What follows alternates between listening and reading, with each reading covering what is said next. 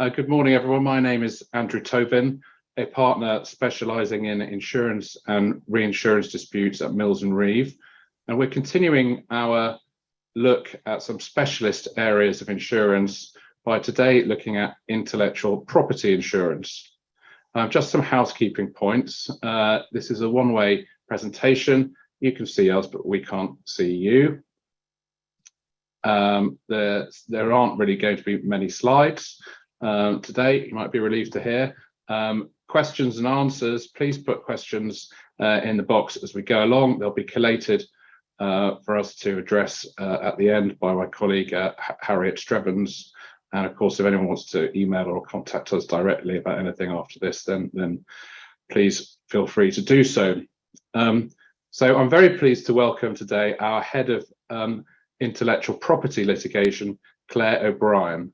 And in this session, we plan to cover the following topics: the importance of IP generally, different types of intellectual property rights and claims, reasons why a business might want to buy intellectual property insurance, and an outline of some of the insurance policies on the market. So without further ado, good morning, Claire. Perhaps you can kick things off by giving us an indication of the importance of IP to the economy. Hello, Andrew. Hello, everyone. Yes, of course. There was an independent report commissioned by the Intellectual Property Office back in 2017 that was called Hidden Value, and it was a study of the UK IP valuation market. It talked about IP being the currency of the knowledge economy. The report estimated about 70% of a typical company's worth lies in its intangible assets, a percentage that continues to rise. In July this year, the government published official statistics for 2021, which show patent grants have increased by 11.5% between 2020 and 2021, and a record number of trademarks and designs were registered in 2021. It's likely, however, that the spike in trademarks and designs was driven by Brexit. Previously, applicants may have filed just an EU application, but now they need to file a UK application and an EU one if they want coverage in that area. And indeed, figures published for the first half of this year show that the number of applications for trademark and designs has fallen from those levels. That said, activity remains well above the pre-2020 levels. Thank you. And Claire, can you give us an overview of the different types of intellectual property rights and the kind of claims that you might see? Yeah, sure. I'll take you through trademarks, passing off, patents, designs, and copyright. Starting off then with trademarks. These cover things like words, logos, and non-traditional marks like shapes and sounds. Trademarks protect signs which distinguish the goods and services of one undertaking from those of others. They need to be distinctive, not descriptive, and you can obtain a trademark for specific goods and services. Trademark rights are territorial, and you can obtain trademarks in different jurisdictions. For instance, you might want one in the UK, you might want one covering the EU, you might want one in China or India, and so on. You can bring an infringement claim if somebody steps on your toes, and there are different grounds on which you can frame your claim. An example of our trademark work, one of the examples, is where a competitor secured advertising keywords on Google, and those were similar to our client's trademarks. And those keywords generated advertisements on the internet that confused users as to the origin of goods or services offered. Some competitors do this in an attempt to move themselves up the Google rankings and divert internet trade to their website.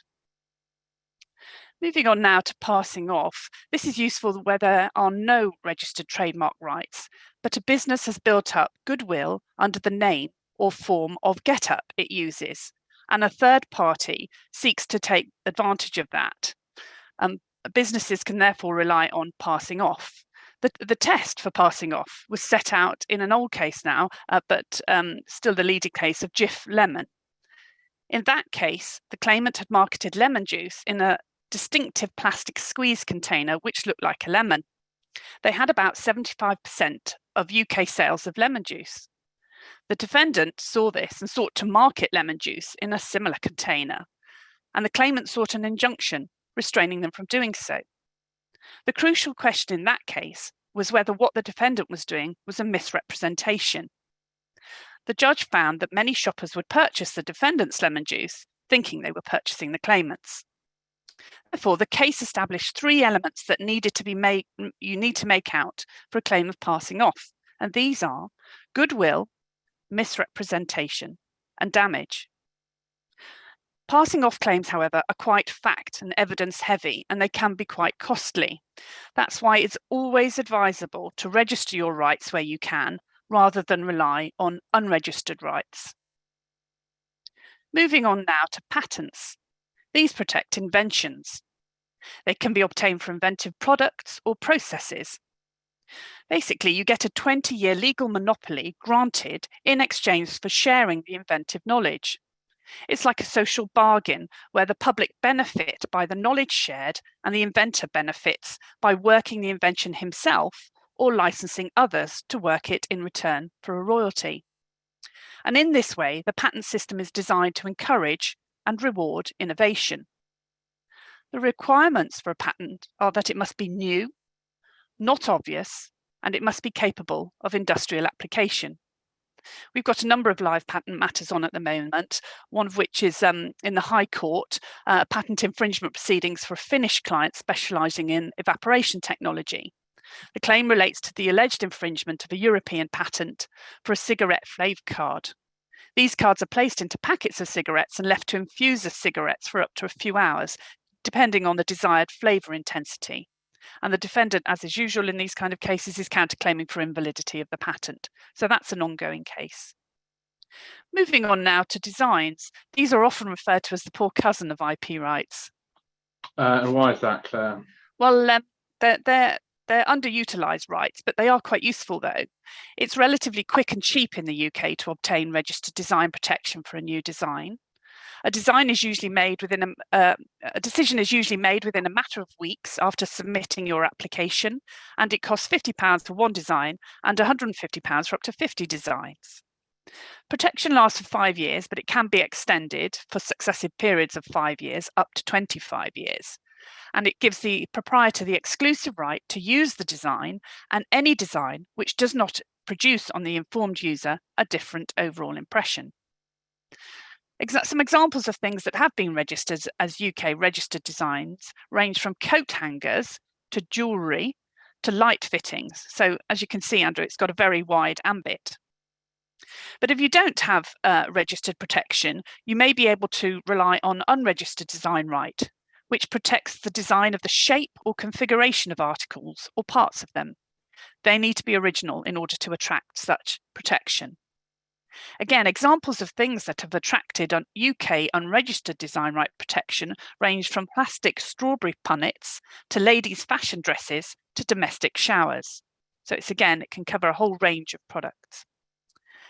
Again, unregistered design is a useful right where there is no registered protection in place, or the overall impression of the infringer's product is different and so would not infringe a registered design, but it may nevertheless have been copied. So moving on now to copyright, you'll be aware that these protect original works such as literary, artistic, dramatic, and musical works. It lasts as an IP right, it lasts a long time, generally life of the author plus 70 years. It arises automatically, so unlike some of the other rights, there's no need to register it, at least not in this country. You can register it in countries like China.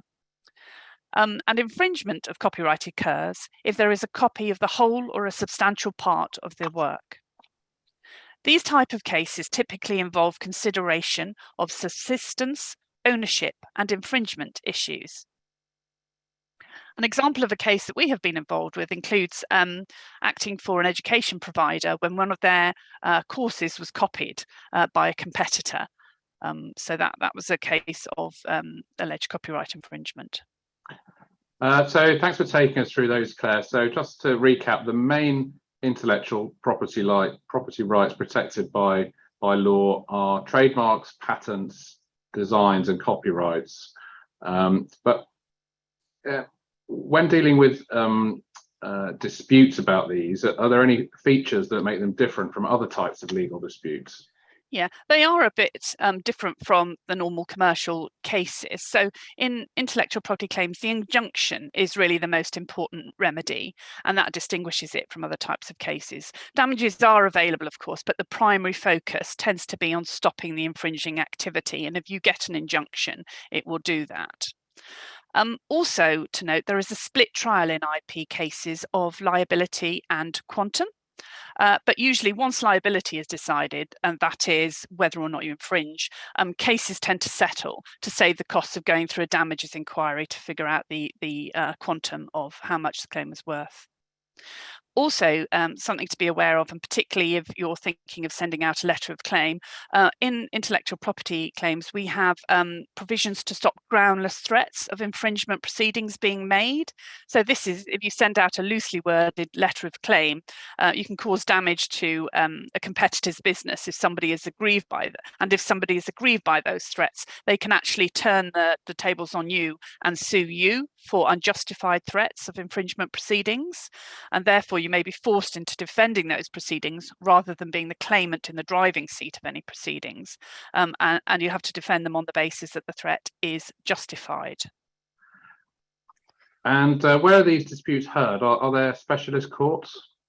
Yes, there are. And the choice of forum will usually be dictated by the value of the claim, its complexity, and the length of the trial. So, for instance, there's the Intellectual Property Enterprise Court, which is also known as the IPEC for short. And this is a court with procedures designed with the SME in mind. It has two tracks, the small claims for claims with a value of under £10,000 and the multi-track. In the multi-track in the IPEC, trials are limited to 2 days.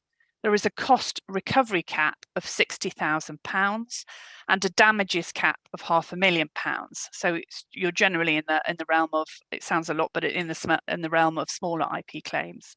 And as I mentioned, all remedies are available in this court. So the injunction, damages, a publicity order, costs, interest.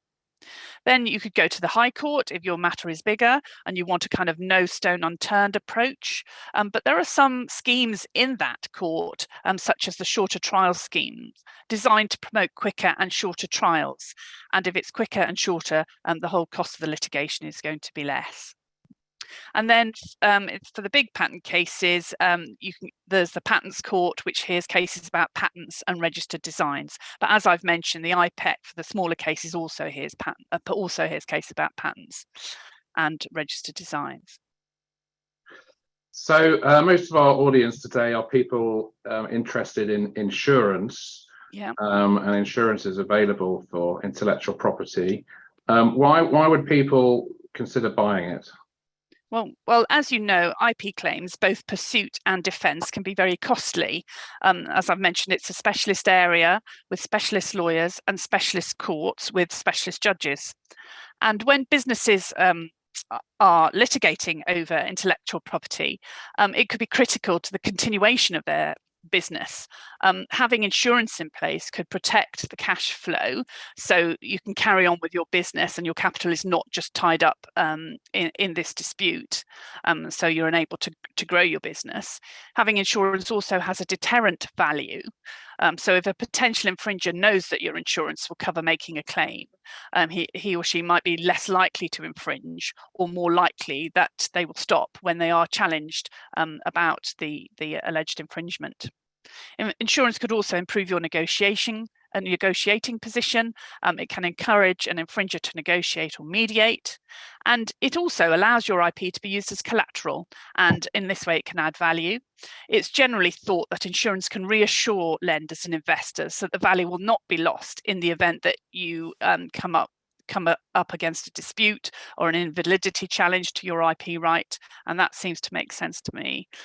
Potential licensees will know that you can take legal action if necessary and will be indemnified if required. So, in general terms, what kinds of insurance coverages are available for intellectual property? Well, there's a range of cover available on the market, and I'll just skip through these and then explain each one in a little more detail. So there's infringement liability cover, contractual liability cover in relation to indemnities, IP rights protection, which relates to a challenge to the validity of your intellectual property rights or their ownership, enforcement cover, typically for SMEs, and then cover for contractual disputes arising out of a license or distribution agreement.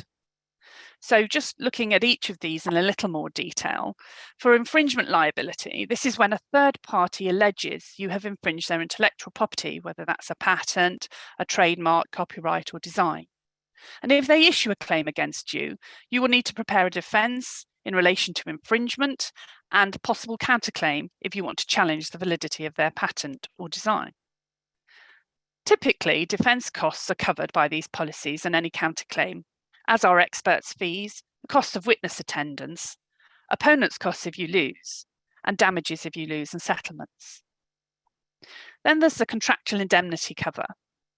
Often, customers require indemnities in relation to the use, supply, and manufacture of products or processes. This cover enables the insured to meet the cost of those indemnities if there is an infringement claim by a third party against the insured's customer. Then there is IP rights cover, and this comes into play where there is a challenge to the insured's rights, for example, if the validity of those rights is challenged or ownership of the right is disputed. Then, as we've discussed in relation to the specialist courts, there is enforcement cover, and this is typically available for SME clients to assist with the funding of a claim against those who infringe the insured's IP. Investigation costs, representative fees, and expenses are covered, and this is useful because cost recovery in the IPEC is limited to $60,000, but the cost of actually bringing a claim could be 2 or 3 times that amount, and so there is still a shortfall on costs even if you win on everything. Then finally, there's contractual disputes. This covers pursuit or defence of a breach of contract claim, for example, with a licence or a distribution agreement. Investigation costs are covered, pursuit only, and there's own fee and expenses are covered, as are damages and settlements. Well, thank you for that summary, Claire. IP is clearly an interesting area for the insurance market to participate in. So that concludes the first part of the presentation, or concludes the presentation. Harriet, have there been any questions? Yes, indeed there have. And my first one comes from somebody asking about copyright, Claire. Yes. You say copyright infringement occurs where there's a copy of the whole or a substantial part of the work, but how is that established and what constitutes a substantial amount or part? Can you give us an example? Yes, so its substantial part isn't defined in copyright law. You have to, it's a question of fact in each case as to whether there has been infringement. And in establishing whether a substantial part of the work has been taken, the substantial part it refers to as the original work, not the work that has been copied. And it's a qualitative, not a quantitative test. So sometimes even copying a small part of the work can be an infringement. If the element which was copied is small but actually critical to the original work, then that may well be a substantial part of the original work. And a leading case on this was the case of, it's quite an old case now, Designers Guild. And in that case, both Designers Guild and the defendant, both companies designed and sold fabrics and wallpapers. Designers Guild had a copyright in one of their particular designs, and it was alleged that the defendant had infringed that copyright. I think both designs had a combination of flowers and stripes and a similar style of painting. And it was held that there was copying of a substantial part of the Designers Guild work. And even if the defendant's design looked different overall, it did not mean that copyright in the original work had not been infringed. Thank you for that answer, Claire. Moving on to question 2, does it matter if IP infringement is deliberate as opposed to just negligent, or just negligent? Well, I suppose we can answer this in 2 parts. First of all, from an IP perspective, and then secondly, perhaps Andrew, you could answer it from a policy coverage perspective. From my perspective, from the IP perspective, IP carries with it strict liability. So intention is not really that relevant for primary infringement. There are certain innocence defences in patent law, in design right law, copyright law, but those defences are really quite narrow and they don't tend to affect your liability for infringement, although if the defences are made out, they can you can avoid having to pay damages. And the defences really are directed towards the innocence of subsistence of those rights. So we weren't aware that those rights subsisted, rather than whether or not you have infringed those rights. But as I say, it's quite a narrow defence, and you should be careful where you deploy that, really, because you should know, or large companies, big design or patenting departments will know about the subsistence of patent rights. But intention is relevant in some circumstances, though. For example, in copyright, if you deliberately copy somebody else's work, you can be liable for additional damages for flagrancy of infringement. So in that respect, it is relevant. Andrew, I don't know whether you want to take that question from a policy coverage perspective, which may be slightly different. Thanks, Claire. What I would say about that is that generally insurance policies respond to fortuitous events.